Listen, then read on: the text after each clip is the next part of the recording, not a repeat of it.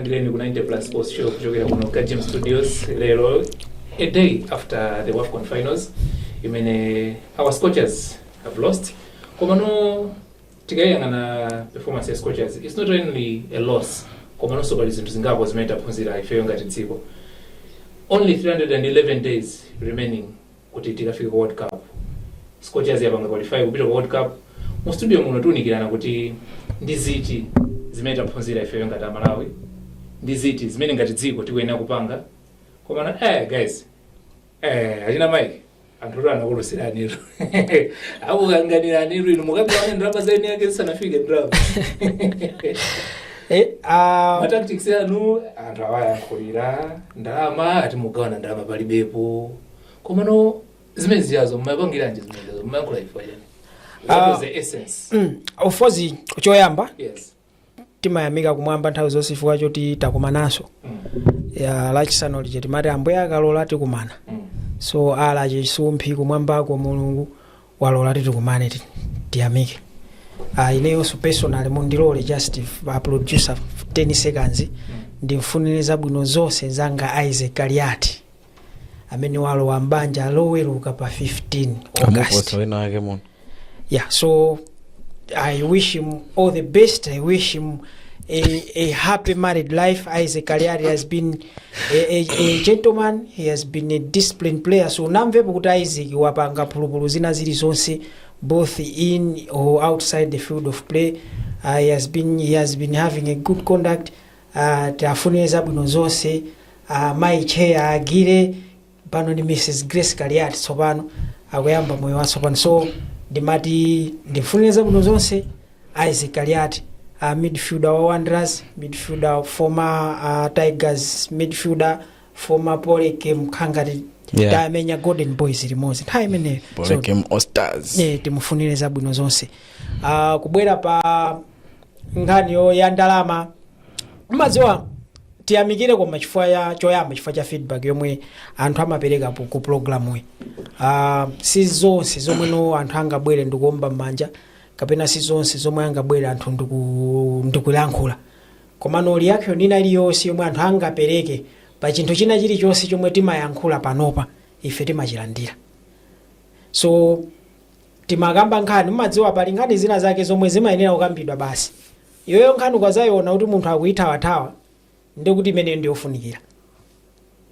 So nkhani za ndalama, nkhani za ma tactics kumene kuchako muziwa ndibwere ndiyambe nkhani ya ndalama.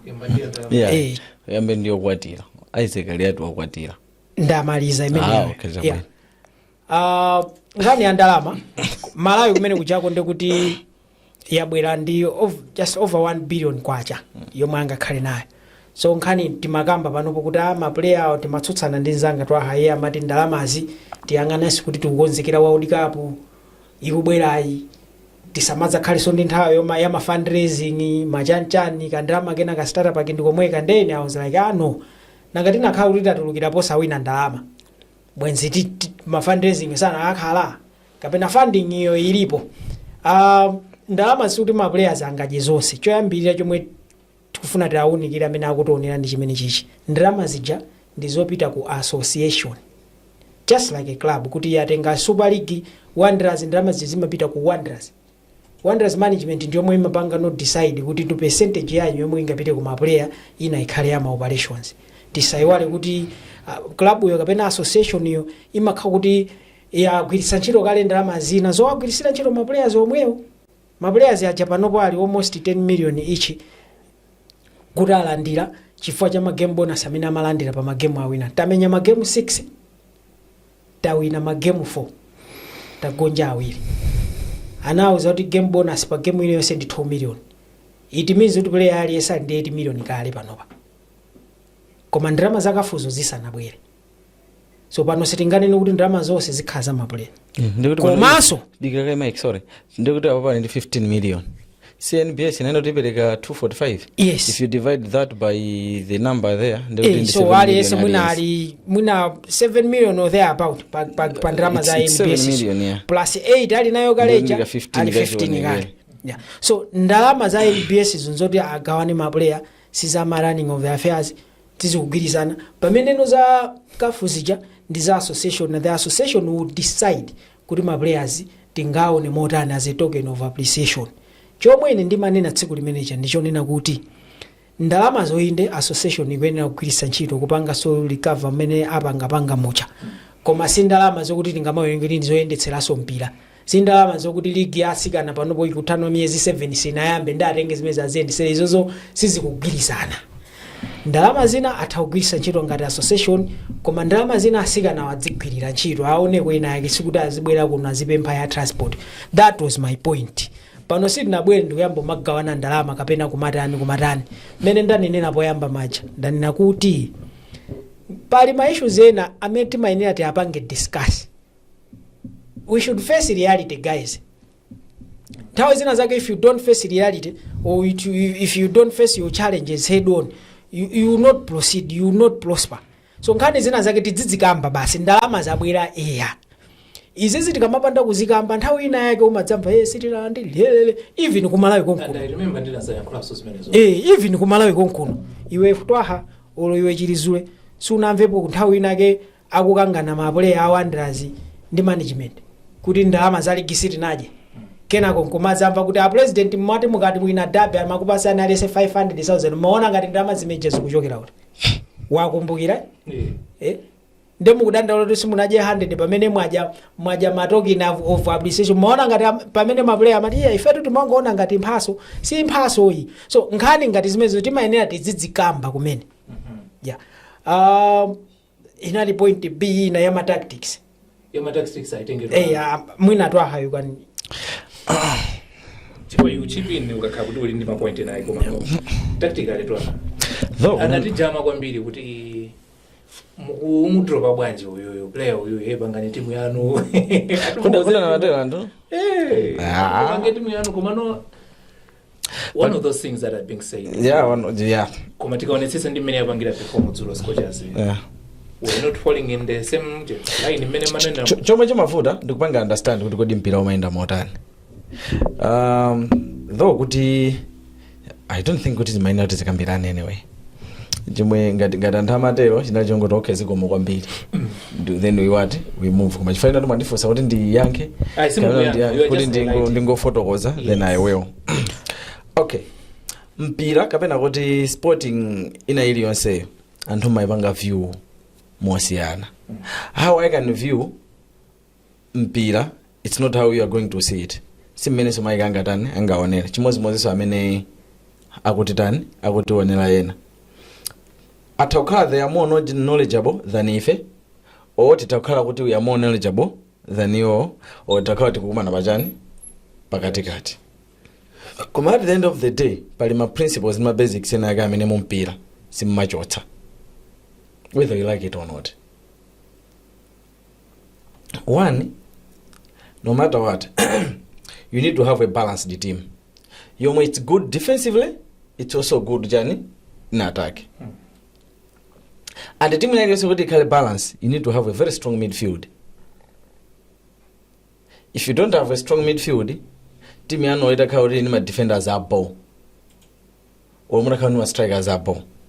People will outrun you.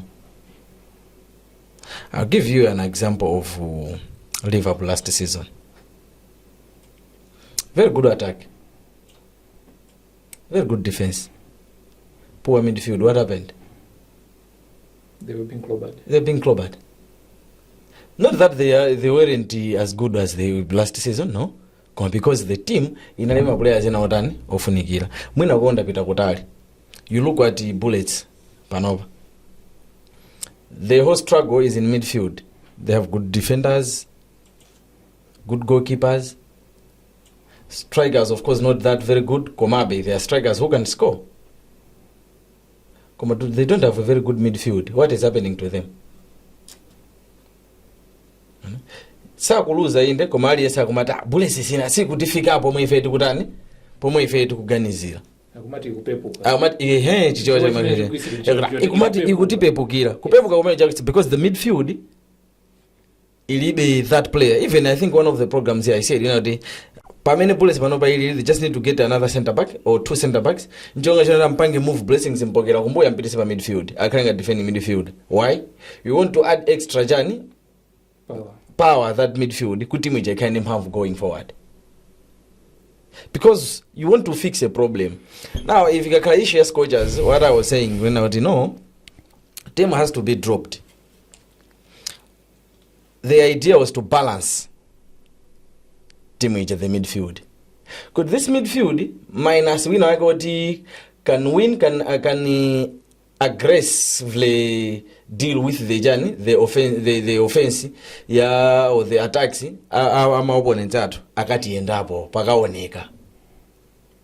So chomwe anthu timango yang'ana ndi uyu amachinya tikufuna zigoli mpira simumenya ngati volleyball or even volleyball anthu amapasirana, koma simumenya ngati tennis kuti po ukampesa uyu kupo hayi ndithu.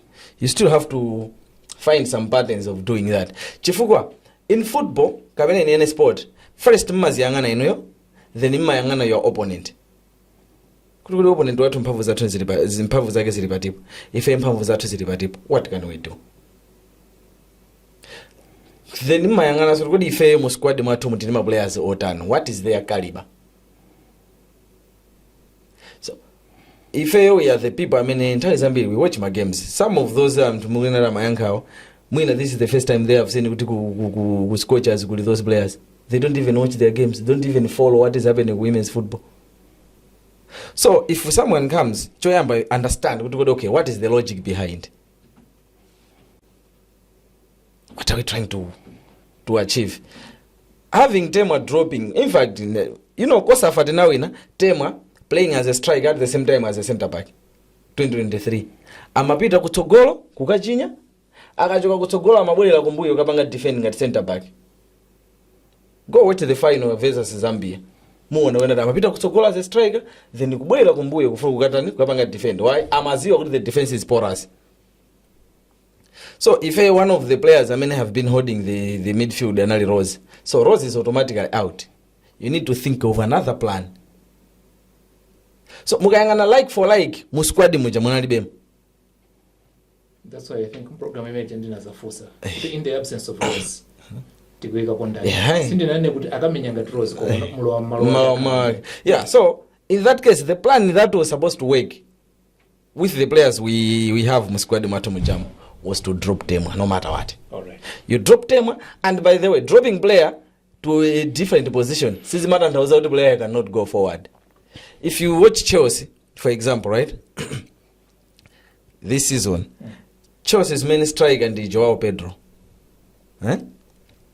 Como you find only Joao Pedro, Mina Santano Obek, or Minas basically Joao Pedro and Nicholas Jackson. The idea is Joao Pedro now will drop to number 10 position, winner goes a goal. That do not mean Joao Pedro cannot go forward and score. No, Como you want to create a different scenario. You want to push the opponents into dealing with other mathematics. So we had a very good tournament. Cameroon, Morocco. Yeah, very good tournament. In fact, we've had the best tournament to was team in even Cameroon to give us despite the World Cup champions. Okay. Yes. If it's the first time, well, nobody predicted good. In fact, I still repeat it. Good. Kuyambira the first day mpaka panova, all the results we've been achieving, they've just been my bonuses. So no hard feelings kama supporters as coaches. No, in fact kuzombela I made minus, so in fact kuti tizombele manja kwa mbili ndi further than the Cameroonians. This was the fourth final kufika akawina amenepo. If a first appearance also in the final koma ku tournament hiyo. That's a big achievement. Kufika final, it's a biggest achievement.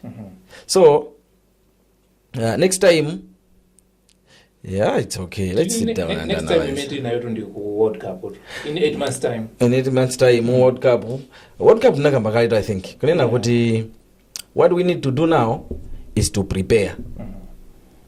Because that is a huge battle. Zilingati machokano mu Premiership mukupita nokasera mu CAF Champions League.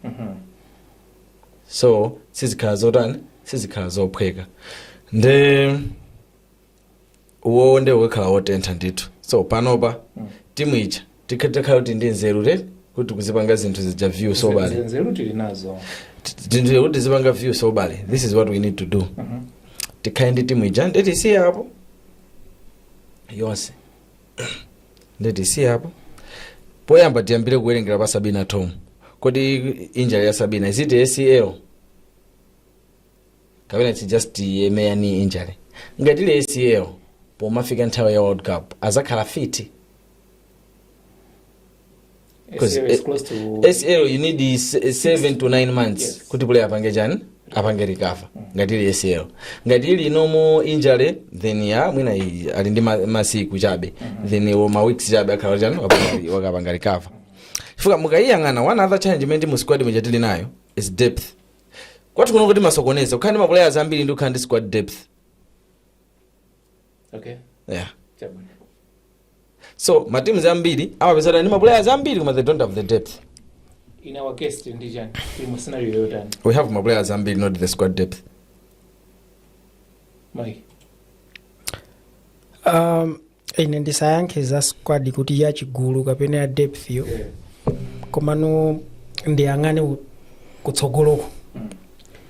Ndi miyezi 8 yolimba yokonzekera ku World Cup. So ngati injury ya Sabina ili ACL ija it means Sabina is out.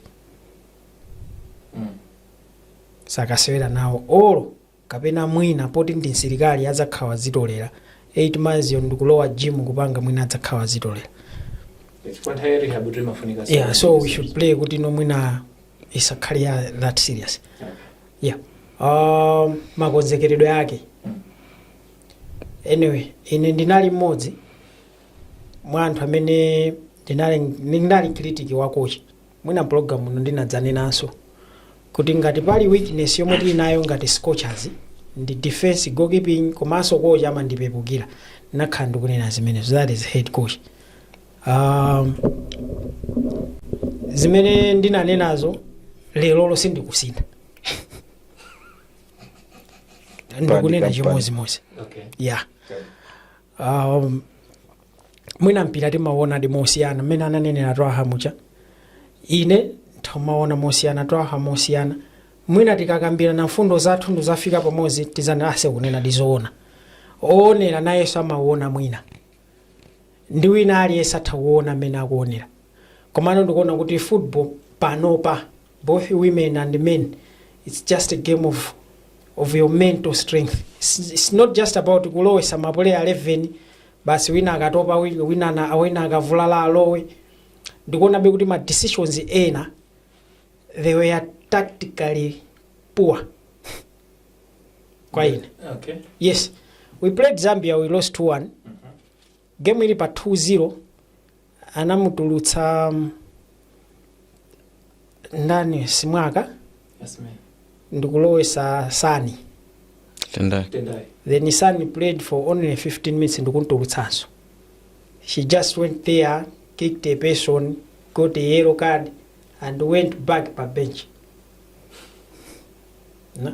So my tactical decisions ngati amene ajawo mwina coach umayenera uzoona ndi intensity imene ili ya game. So kwa ine maganizo anga yeah, people can condemn me, can call me names, koma maganizo anga dzulo zinachitika chimodzimodzi.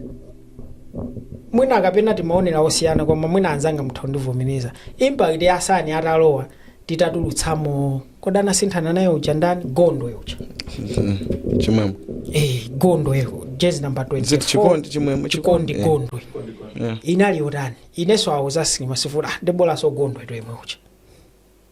You see chinthu china ndi mazakamba za asala mlimbika nadzanena program momuno. Ine maona kuti game ili pa 2-0 chifukwa chokuti anyway style ya Malawi yakhala ili yokuti ife defense yathu sinali yopasira na mpira. It was about Messi skero wagwira mpira TNT na chimenye ayiratemu azithamangitsa.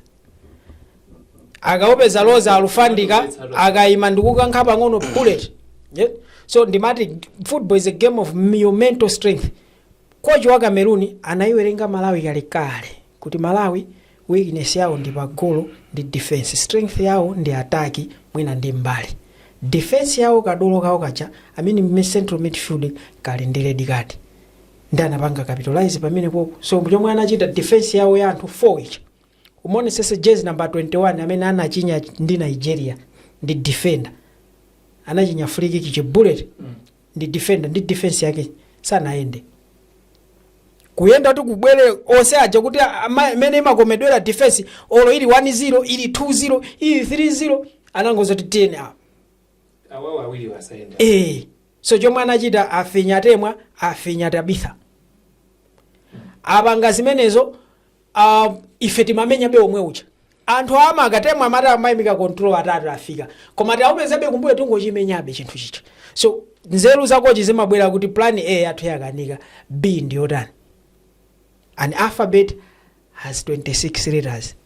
A akakanika kwatsala ena 25 orutha upanga. Okay. Yeah, so aineyo ndimaona be kuti no plan B yathu imatikanikira pamene popo. So goalkeeper trainer chimodzimodzi ukatiwonesese zigoli zambiri zomwe timachinyisa zimakhala zofanana.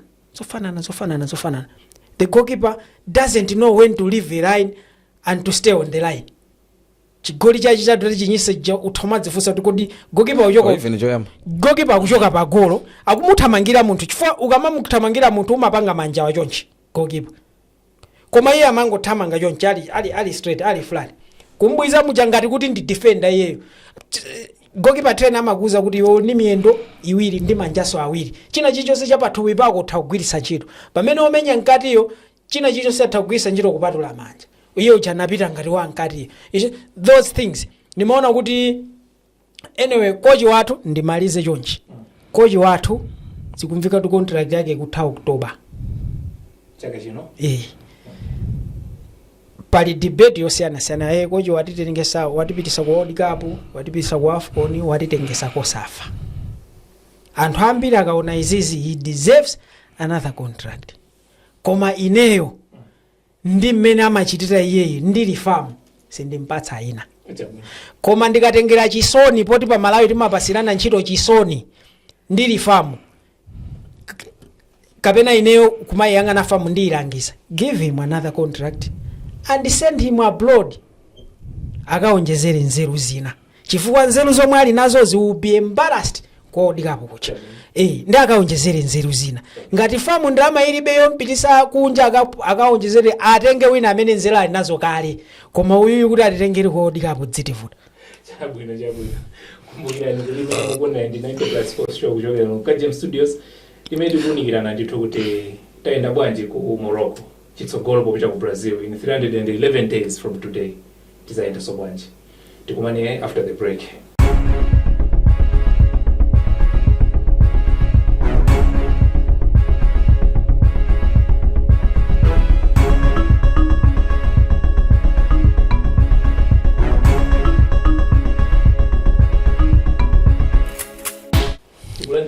Chachiwiri cha program imene 90+ sports show kuchokera ku James Studios.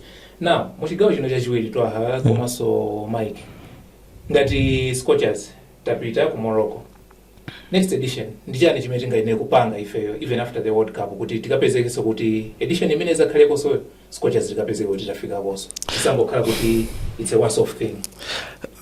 Okay, before kupita kumene koko timalize ndi yapano pai. Mike anagunda zina zake zofunikira. Okay.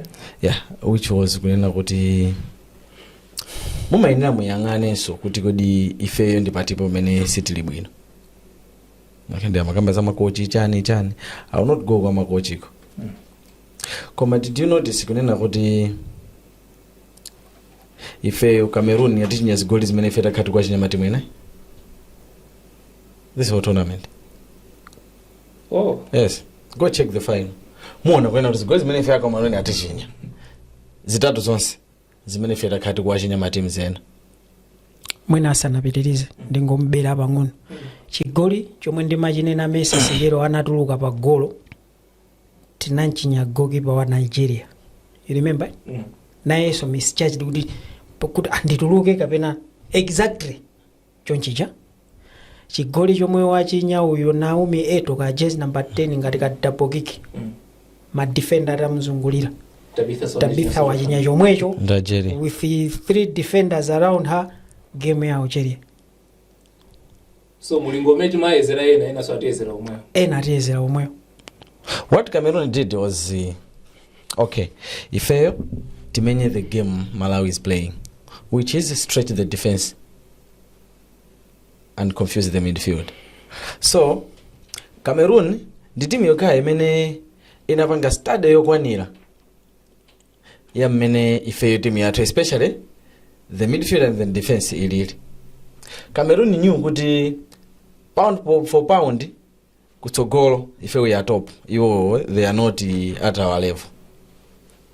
Koma the defense yathu yopayoka, it's not aggressive enough.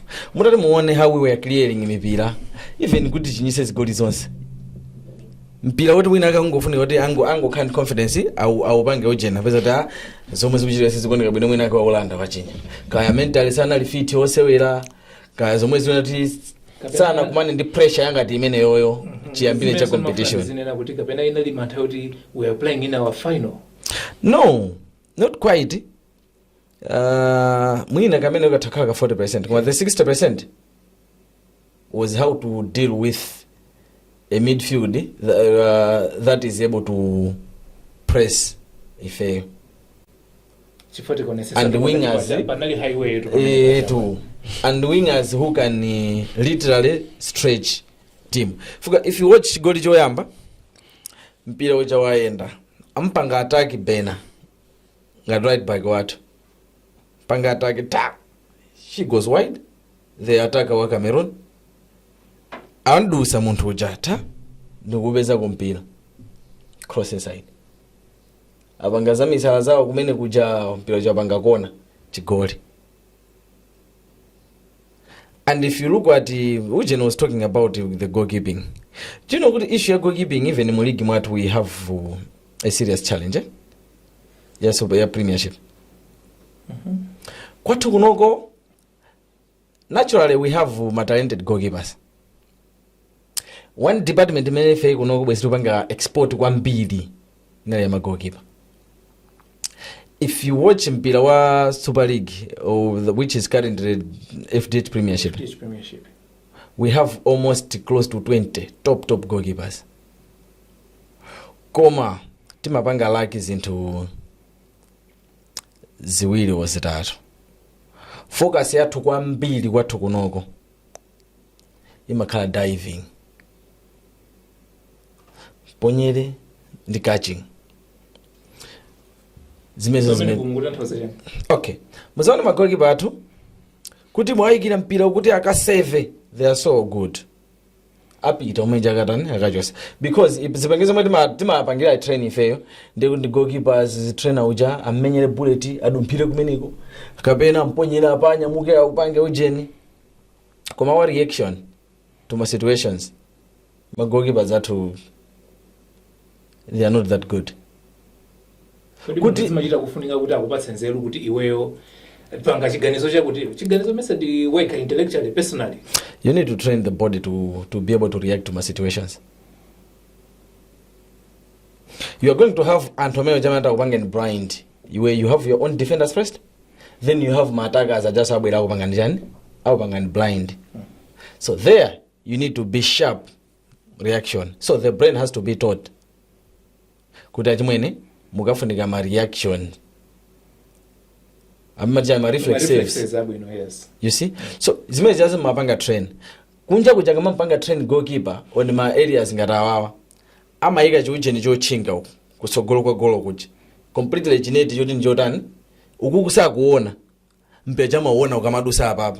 So chimene chimakhaso ndi mahozi. Mpeja msepena wabwera pakati pa ujeni chija, wabwera mmwamba, wabwera kumbali uku watani.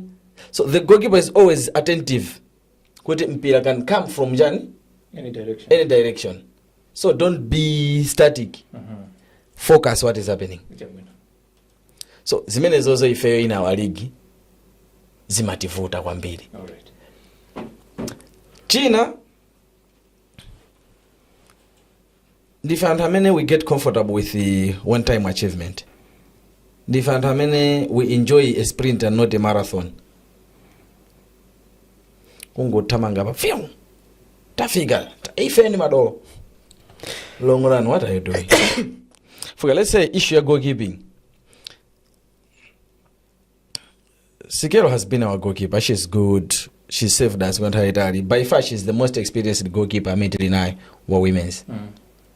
When you look at the tournament she has played, wasela kafu, wasela mitu gamba mana games za nation team mbili. She's a COSAFA winner. Hapa ndimene ndamona so good. Come each and every tournament we've been talking about how weak our goalkeeping is. Since 2023 Majisanzo, Mirandenga COSAFA, to now it's 3 years. Within that 3 years, Sindabanga produce another goalkeeper. The defense, Takaragamba Mozi. But defense here too. See that aggressive. Now, my question was, kuti kupita chitsogolo. Kuti tikapezeke so kuti the next edition of tikapezeke course. Nagamba the previous program. Mete magamba zokhuzana ndi za ndalama kuti apa zibera ndalama by any means necessary.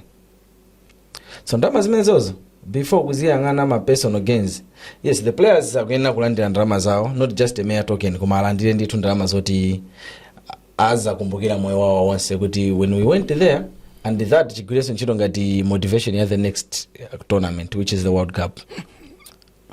Koma tikuyenera kuyang'ana kuti kodi as a country, where are we going next? Ndimogwisa ntchito chocho takweza nkono ndipo anthu atitani ationa.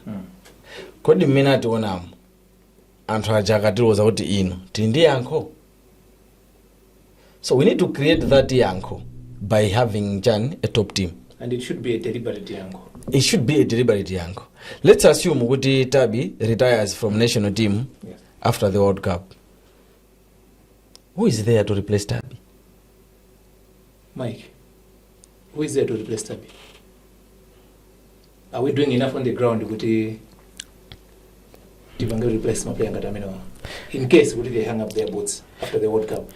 We are not, as things stand. And this also winner goes back to our football development structures in general, or strategies. Ya manena twaha kuti nthawi zambiri timakhala kuti timakhutitsidwa ndi zinthu zazing'ono eti. Yeah, that's why umaona kuti timu yapanga Malawi yapita ku AFCON katatu. So from 84 to 2010 ndi zaka zambiri pamepo. So from 2010 to 2021 zaka zingapo. Yes. So it takes an average of 20 years for Malawi to qualify for an AFCON. That is the flames. If you are not careful, ndinani naso program momwe pali Harun Kasimu. If you are not careful, scorchers itawupita AFCON iyi.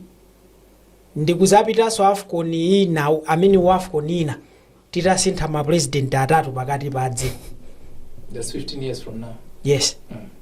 If you are not careful. So what is it that we are supposed to do? Kuti zimene zisa chitike tikhala akabwelebwele kumene kuchako. Yes, choyambirira tipange develop ma club mwathu kunoko. Yeah. Famu yayamba kale, Women's Football Association anayamba kale. Koma kupatula apapa pali anthu kale ameneno nthawi yawo ndi ma resources awo anayika kale mu women's football development. Why not support those guys? Tisanaminzane famu singaende kupita ku Lumpi ukapeza mphwake watabitha abwere. It took Malemu David Dube ma resources ake ukapeza tsikanacha. Mese Sigero kaya Loza Alufandika ili tuku jomo ndalama zake za jomo yora akampeze. Famu sinangaire ndama ina yose. So panopa pota anthu ena ake anadziyamba kale zinthu zicha. Can't we support those guys? Kwa uzo tumadziwa kopeza kwa anthu ondinuyo. Tikupasani ma resources mwina in 5 years time. Wafco nina ikhali pano atsinta josa 4 years aika 2 it. That it means Wafco nina 2028. Shouldn't be. Yeah. So from now to 2028 mwezi ngati omwe uno kwauza anthu aja kuti we have given you a challenge tipezereni goalkeeper in 1 year Malawi yonseino sangampeze kapeza tipezereni zakuti kapena mmatimu mwanu mupangani zakuti. Ine ndikuona kuti empowerment kwambiri ipite to the individual clubs. Nthawi zambiri kuno kuti maona ngati development ndikubweretsa chikho chodula kwambiri pamene timu yopanga mu compete mu chikhomo ilibe china chilichonse. Pomwepa timaona timu ya amatika ya kaya timu inake ya kumpoto yomwe ikumenya Ujin Premiership ya kumpoto Northern Region Kangat Football Association ka Division 1 ka ndijani inapita ku Chizumulo Island yasewera mpira kumene kuchako bwato lomwe anakwera lokali latani kaza tani anthu ali stake kumeneko akulephera kubwerako ali ku island iko ali ku Chizumulo. Okay. Maendedwe alibe ndalama zonse zatha amapemphesa makomo apa Chizumulo kuti azidya timu. So you can have team, you can have league yomwe ili well sponsored koma ili ni matimu osauka ndikuona kuti palibe chomwe chikuchitikapo pamene popo. Okay. Yeah. So ku women's football we have 10 clubs amene akupanga compete mu National Women's Premiership. Matimu ndotani choyambirira. Okay. Yeah. Kwambiri titati tipange invest kwambiri matimu mukaya kuli Chitoliro, kaya kuli kaya MK Academy, kaya kuli Accent Academy, kaya kuli chani. Kodi ndalama za Accent zija zinakhatu kulibe anthu sama apanga sponsor. Bwezi ndachi naletisha chifukwa Accent ntobwa DD Sunshine jaye yomwe ili Silver ndi Bullets yomwe inali Blantyre Zero kupatula matimu amene wawo. Si bwenzi tukuganiza kuti bwenzi tukumati maplayer watakapesa kutiwo. So ine ndikuona ngati kuti poyamba 1 Premiership inakhazikitsidwa kale, 2 tiyang'ane m'maklabumo kuti zikukhala mu bwanji ma resources zawo amayenda bwanji ndibwerezenso m'maklabumo anthu ali ndi kuthekera kokapeza ma players. Chabwino, talking of development sorry. Yes.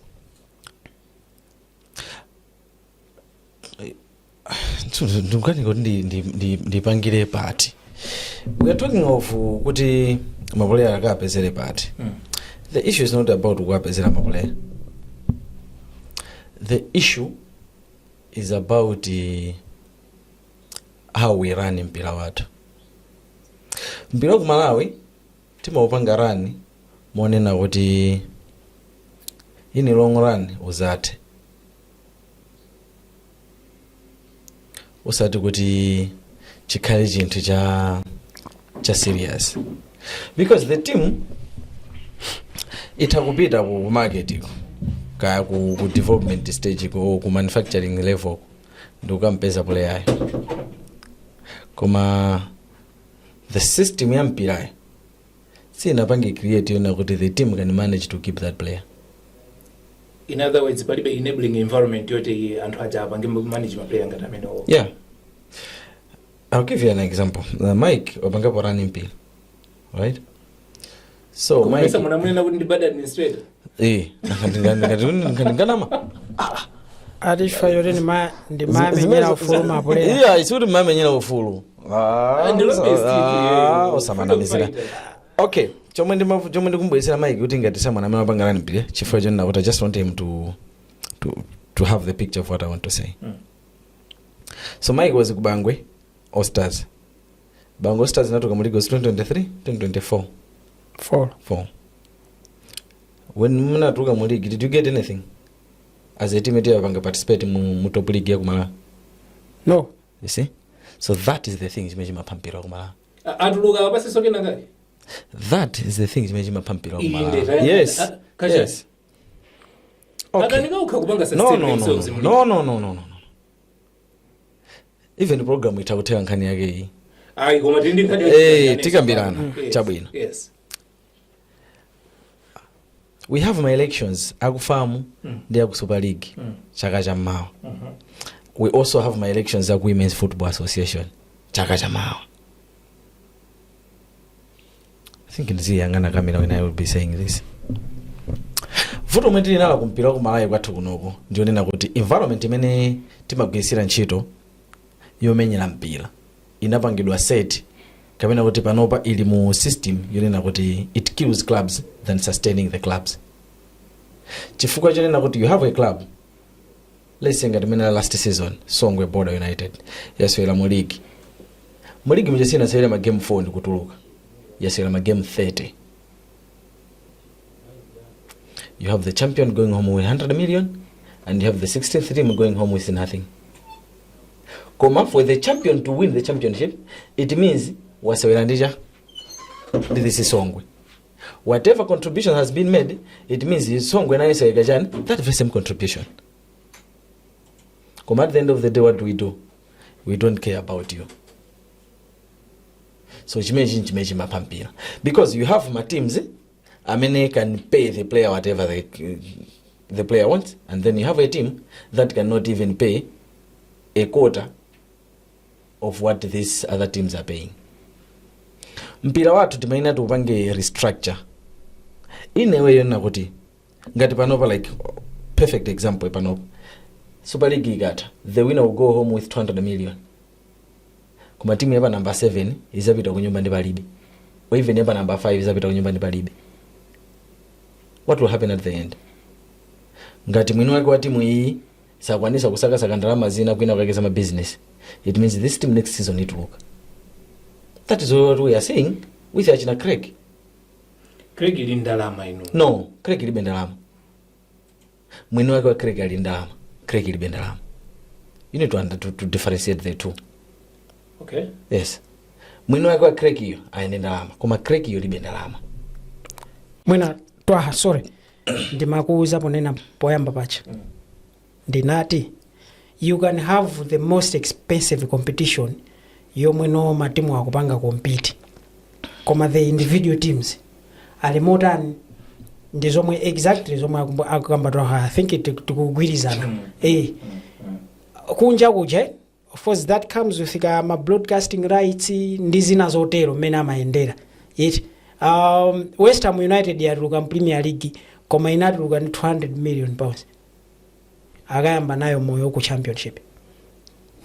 Amvesa of course mezi mabwera ku 6 billion ya ma TV rights jama panga share. Kunoko meno wanenera Raha, can't we develop my enabling environment kuti my team should sustain themselves. Ndikuphatikiza kwa Anyamata ndikuatsikana komwe. So zomwe wanena Twahazo zikubwera kumene kuku ineyo wapereka perfect example ya ineyo. I remember I could go to the owner of the team nukakuti Anyamata akufuna ndalama ku ground. Yes. Anyamata afuna ndalama ku ground. Atulutsa ntumba nkukwasa. Yes, ndikumpeza ku office kwake Anyamata ukuku ma training allowance. Then the owner of the team told me, "Wamona, do you see my son here?" Today, yes. Ambweza school do fees. Nditenge nimpase mwana akapereke fees ndikupase okapasa Anyamata. So you have to balance. That's a practical example yomwe ndako zinachitikani. You see my son here? Yes. Kuli balance ku school 200,000. Yori ndimpatsa akapereke. So he has been sent back wabwera kuno kuti dad ndikapereke ku school. Iweso you are here ukuzatenga ndalama zotiza ma training allowance ukapasa Anyamata ku ground. Uliwe Mike ungatani? Ine chete. The reality hit. Ndempira wa kumalawa menewo. Okay. Yeah. So okay. You see kuti most of the people amene apangalani mpira munomo amene sana landire support yomwe tikuine naye akangotuluka mu mpira muche ambiri amatera. If you go to Mpaso Jika today, former owner of Bango All Stars akuzoti za mpira sindiza pangaso ndipo panopo moyo wanga uenda bwino wachiona chigali moto ichi ndina akhasi ndikupanga zambi ndikanagula tennis. You see? So kunoko antu passion ali nayo team ali nayo koma the environment is not enabling, does not allow them. Now coming to the passion is over.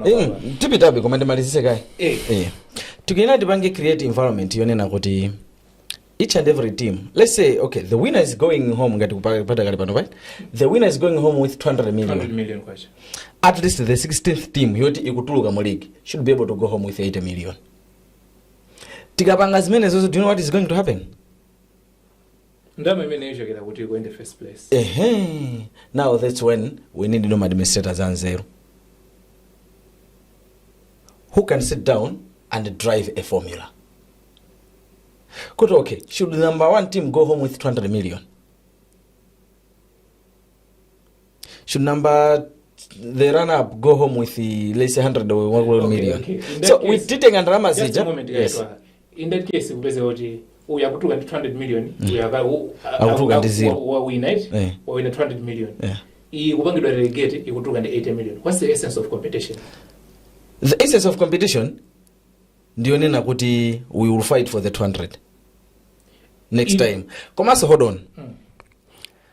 Football, ya league, it's equal contribution. It's different to my cup tournament search.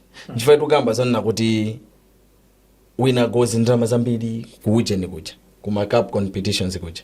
Malinga ndi level yomwatani wafika. Pamene league, no, so you are going to play 30. Whether you like it or not. Mukati matimu 20, no, so you are going to play 38. So chomwe tukena kuchita ndi chimene chichena kuti because tikafika pa level na kuti yemwe akutuka kupita ndi 80 million, what is going to happen is wherever there is a star player, team iliyonse ikamusaka, so abwera, the league is going to be super competitive. Akabwera that player, because panopa chomwe chimachitika nchonena kuti I'll give you an example ya mene kwathu kuno kumayendera. You have a player, let's pick, okay, Mago Chiwaya wa Chitipa, wa Deza. I'm just picking at random, eh? Very good player. You have 1 minute. Okay. What very good player, Marco. You have Deza, you akusewera. Then you have, let's say, Bullets, Wanderers, Silver Strikers. Ekaya. Akumfuna this very same player. Kuti apite ukoko. Now, Bullets, or the other four might say, Rajman, if I were going to give you 1 million, got salary, basic, before my bonuses, Tukubasanjani, this one. Signing on fee, let's say 10 million or 15 million. There is a player, let's say 2 years contract. They cannot match to pay 1 million. They cannot match to pay Gajani 10 million or 15 million signing on fee. They desperately need the player who team Jakarajan Yamhav. What will happen at the end? Apita. In a current situation. There's a sipanga matches also. You think of Deza now, let's say Kutuluka Morig. I'm not saying Ituluka. Don't misquote me. Let's say Kutuluka Morig. At the end of the day, we have 80 million. The only thing Deza present to player it's the sporting project. Kuti no, fine tikutuluka mu league.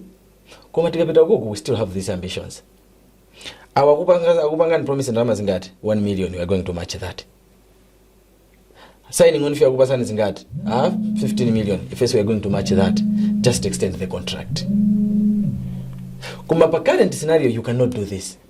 So even ajina karonga ajina chitipa, if you give them, let's say kuti amaliza number 80, number 7, akupita mwina 100, 150, 90, they'll be able to go to market and kukakangana player ndijani ndi the other top teams. In that way muka kuti now mwabangana improve jani the competition. Okay. Kuma pa scenario iyi hapa no pai. Tipange break it. Okay. Malizana in the scenario pa scenario hapa no pai. Yes. Kungoti these other top teams abwera.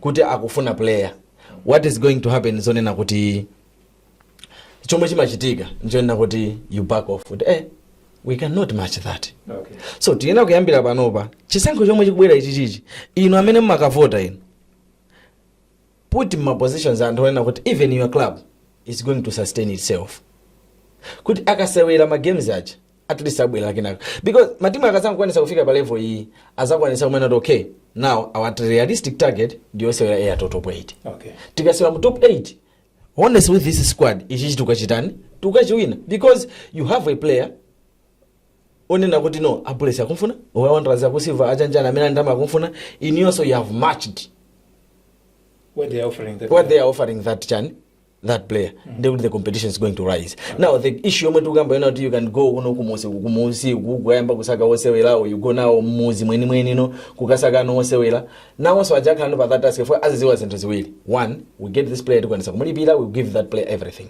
Two, even these top teams come, we'll be able to make a significant sale. Panopa mu market ya ku Malawi selling a player at 30 million jan it's a waste of money because you will not recover that. Koma if we put a system yona kuti no every team is getting ndalama and zooneka they could even matimu awaso bana amesa maso ya mu league yache they will be able to go ndukasaka player aziwa kuta Chitipa can come and give us 10 million for this player. Talking about football development weekend Swed Cup in Kota is reached its finals. Anapanga anasitika ndi 15 million kwacha for that. So tuona ngati kuti mmene munazafotoza in one of the programs kuti maklabu athu popeza maplayer pakumasowa. Is this not one of the initiatives that have to be commended? Swed Cup finals Saturday. Na yankula kwambiri ayambe Mike. Fine yankula kwambiri. Ibrahim Swed abanga sponsor ngo. Yes, ina May ligi imene. Yeah.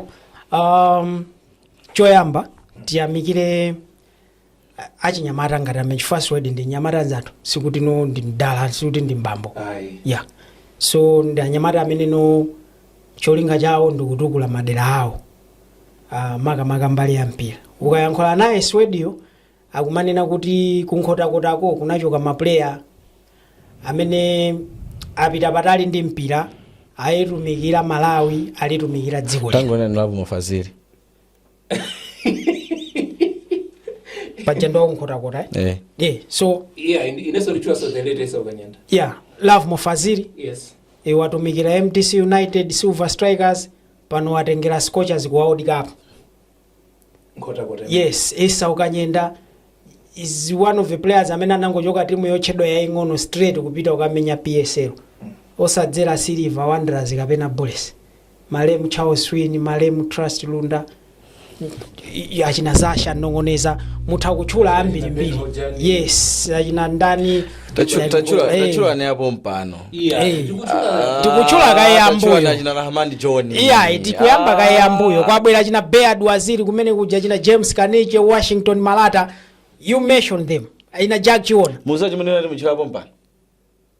They are going to easily resonate in my players ndi anthu amene akona. Yes, so panthawi inoyo Super League kapena Premiership. Ndani mala muno musanga pange resonate ndesa ukanyenda. The late. No, ambiri apanga naye. Yeah. So panthawi ngati inoyo there are so many players from Nkota-kota amene apanga flood Premiership yathu.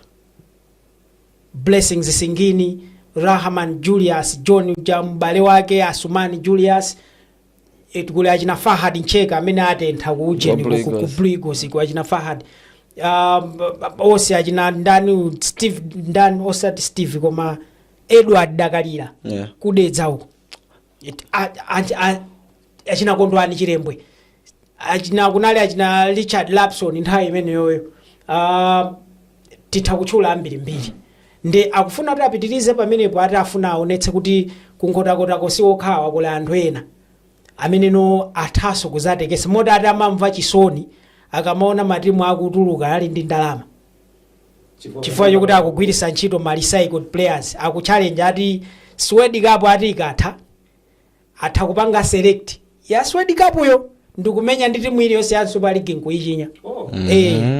Akunena choncho. So anyway izo nzongonjezera atadzapanga game yo timu ya Super League izapite kunkhota-kota paboma paja district transfer pachigumulana manga mpanda bwino ground rabwino atadzaita na timu ina yake izapite kumene kwa adzapanga yekha zonse adzakaonese komano izo nzongonjezera.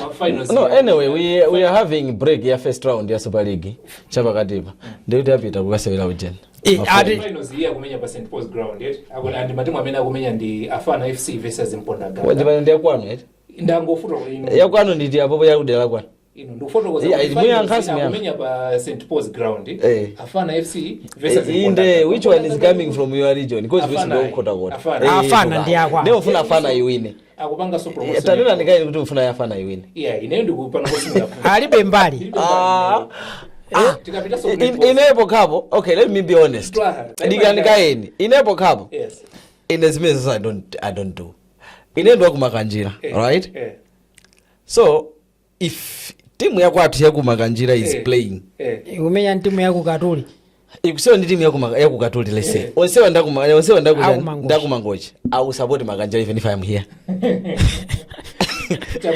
ine yangu ina rooting for Afana yes osa mafuna kubisa zina net boss otukulisa Jen Masewe chifo anayanga nambali zose he wants to develop sports bakota chifo enough of sports bakota to be honest but sensei one versus yani what killers ladies okay pamene bembali yakwana ndi twa hakukwatsika na ndilibe okay jabwino what killers sisters akukumana so pompo basi positive okay so ya mwina ndingomaliza ndimanena kuti ma initiatives ngati awawa ineyonso nthamavomerezana naye Sweden kuli anthu ena so kunkhota kuli achina Jimmy Smith kaka busy amapanga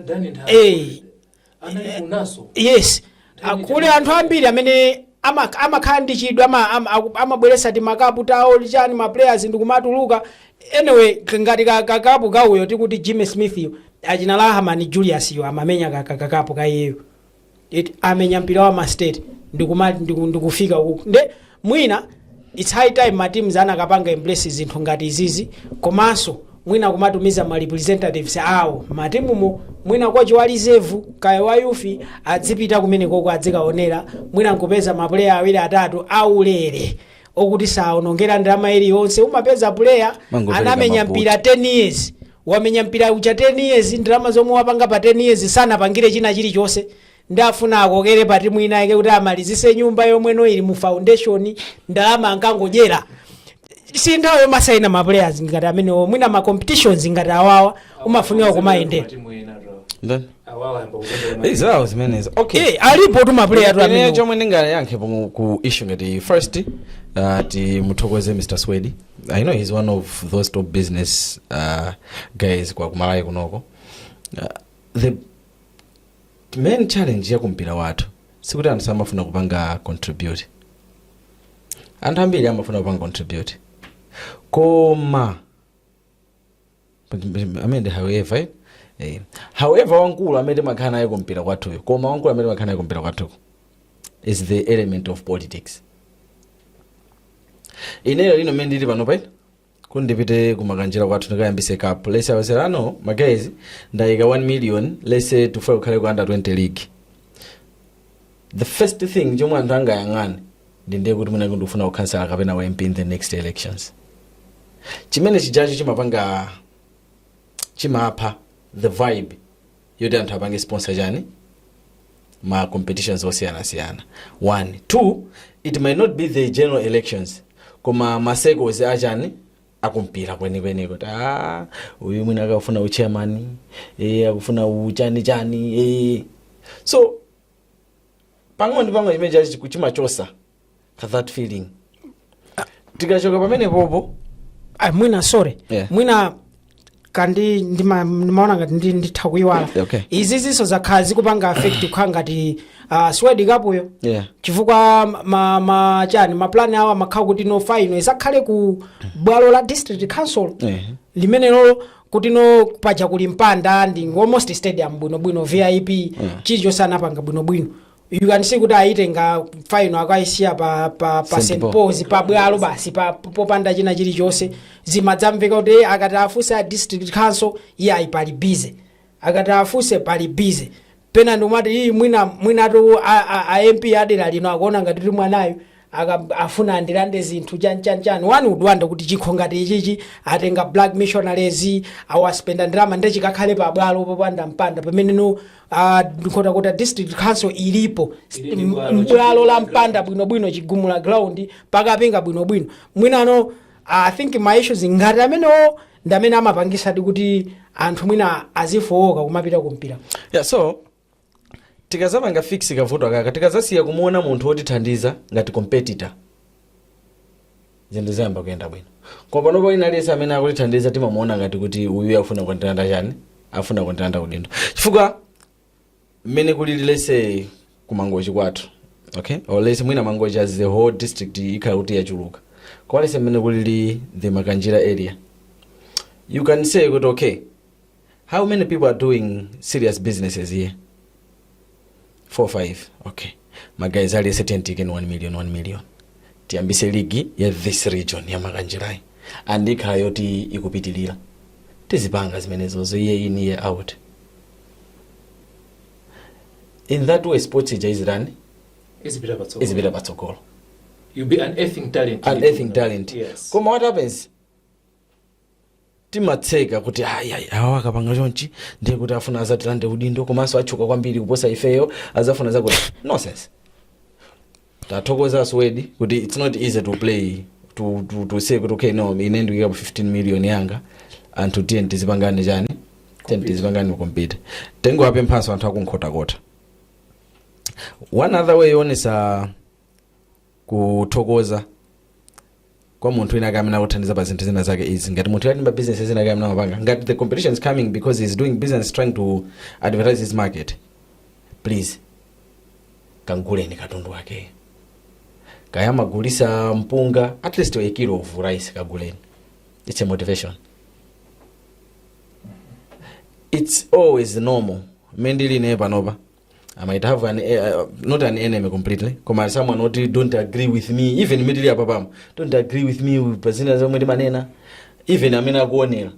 I don't expect everyone to be muntu eti is a friend or ama kutira nani. Lero atagwiza nani mawa usagwiza it's normal.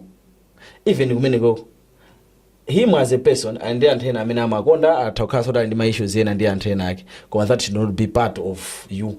You just support the person akupanga business hii akutithandiza so anthu because you never know kuti ni mbalo wako kuti amene azapindule through chani that competition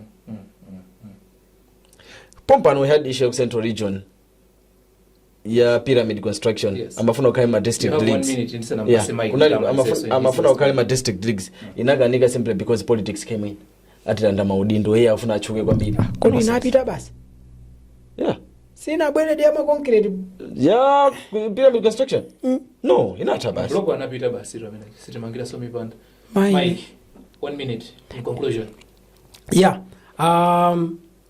ine ndikubwerezabe ngati nkotheka mwina matimu azitumiza ma representative kuma competitions ngati awawa modzi muli talent ndikubwerezaso kuli bwino ukatenge player wadzaka 19 amene umphunzitse mpira kamafika 2021 atafikapo ndikusiyana lukatenga player wadzaka 35 koma suma ndziwa nkumbweresa town muno akumane ndazi mayi olandira aja adziganizira za ndalama nthawi zonse wamenya mpira walephera kupanga nawo zinthu mbuyomu kenako adzalemerere pa timu yanu sonkutuluka tatumizani ma representative anu ma scout kuma competitions ngati apa tikunena za Swedi Cup kunkhota weekend pa 21 August kana kandi space tikanapita kaonana ipita khala kuti everything being equal komani munthu wankulu peze kai ndalama munthu wankulu yeah so 22 so is yeah, 22 ndipa 22 Saturday this coming Saturday yeah so bwino takhala kuti ntsiku labwino kwambiri kuti jemwe libe maendedwe ngopita kangona producer wanena kuti yeah tikabwere kuti mpunga iwe ndikwanu tingati apite kubwera kupata mpunga is not too good Mike mamalize yeah apo ndamaliza koma wale chinthu chimodzi English league kuyamba Friday ine ikuyamba koma Arsenal ruya ine zimene zitikamba Friday pano pa jomwe tikukamba njena kuti Scorchers. Congratulations Scorchers. To me, team yomwe yatenga the championship the Scorchers. Yes. Cameroon atenga inde koma Malawi. Honestly speaking. Okay. Yeah, Malawi tu Chilizule. Zili ngati timayembekezera kandasi. Tabwera ko ndi bread. Koma tabwera ndi bread ndi 2 liters ya sobo. Serious.